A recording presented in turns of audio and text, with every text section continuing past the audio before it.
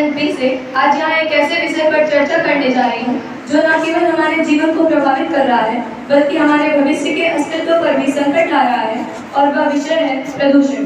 प्रकृति और हमारे बीच इतनी दूरी हो गई है, पॉल्यूशन की समस्या इतनी बड़ी हो गई है, हमारी लापरवाही और नासमझी के कारण ग्लोबल वार्मिंग जैसी समस्याएं खड़ी हो गई हैं। प्रदूषण आखिर क्या है? प्रदूषण शब्द का अर्थ ही है नष्ट होना या अपवित्र होना। सरल शब्दों में समझा जाए तो पर्यावरण में ऐसे पदार्थों का मिलना जो हमारे स्वास्थ्य के लिए और प्रकृति के लिए हानिकारक हो, वही प्रदूषण कहलाता है। क्या आपने कभी सोचा है कि आप किस दिशा में बढ़ रहे हैं? हमारा आसमान धुंधला हो गया है, हमारी नदियों का पानी विषैला हो गया है, हमारे चारों तरफ कचरा ही कचरा है।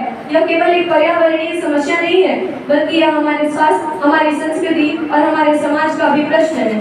प्रदूषण एक वैश्विक समस्या बन चुकी है जो विभिन्न क्षेत्रों में भिन्न रूप में देखी जा रही है।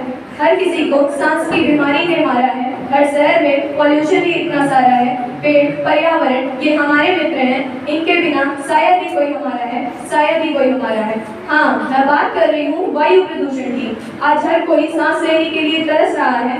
कोरोना काल में सांस लेने के लिए शुद्ध हवा नहीं मिल पा रही थी।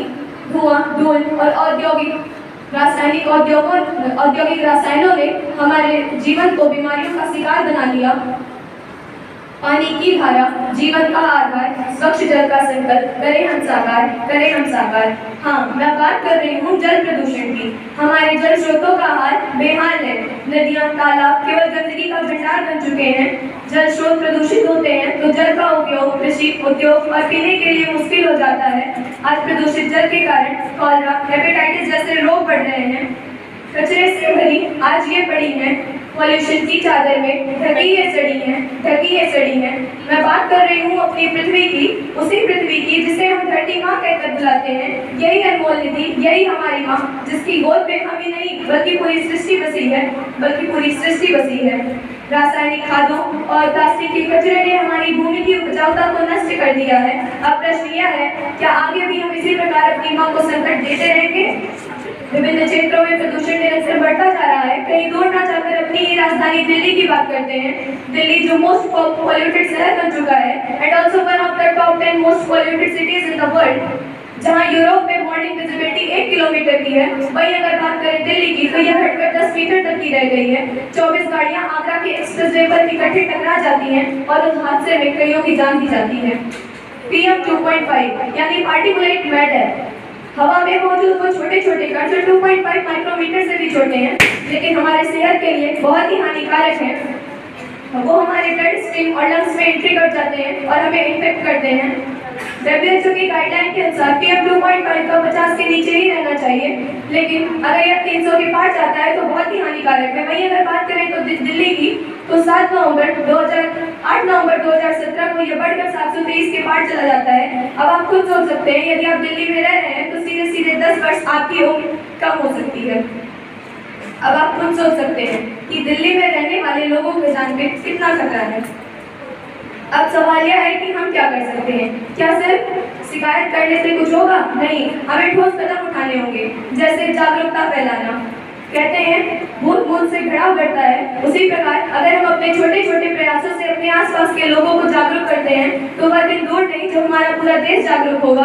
हमारा कर्तव्य होना चाहिए कि हमारे आसपास के लोग प्रदूषण के प्रभाव के बारे में जाने, साथ ही साथ वृक्षारोपण।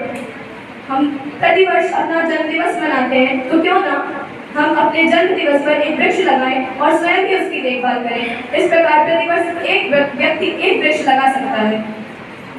और जो हम कर सकते हैं वह है प्लास्टिक का उपयोग कम करना। लेकिन कहीं ना कहीं हम सभी के मन में ये प्रश्न आता है कि क्या हमारे करने से प्लास्टिक का उपयोग बंद हो जाएगा?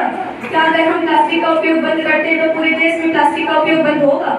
तो हाँ, होगा, जरूर होगा, क्योंकि हम जानते हैं हम बदलेंगे तो युग बदलेगा। यदि इस भाव के साथ हम कार्य करते हैं तो वह दिन दूर नहीं जब हम प्रदूषण पर विजय प्राप्त करेंगे। हमारी पृथ्वी का भविष्य अब हमारे हाथों में है। चलिए एक नई शुरुआत करते हैं और इसे बेहतर बनाते हैं। प्रकृति की यह अनमोल छवि सिखाती है प्रेम और करुणा। आओ मिलकर इसका सम्मान करें और सहेजें ये अनमोल धरा। इसी के साथ नमस्ते सदा वत्सले मातृभूमि। त्वया हिन्दुभूमे सुखं वर्धितोऽहं महा